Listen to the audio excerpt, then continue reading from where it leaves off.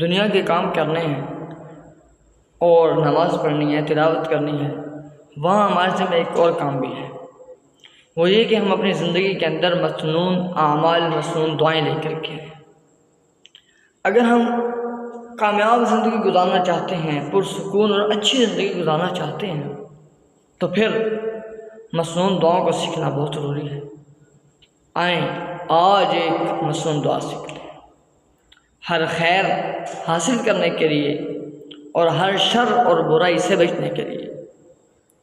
میرے ساتھ مل کے پڑھیے گا، اللہم انی اعوذ بک من فجاءۃ الخیر واعوذ بک من فجاءۃ الشر۔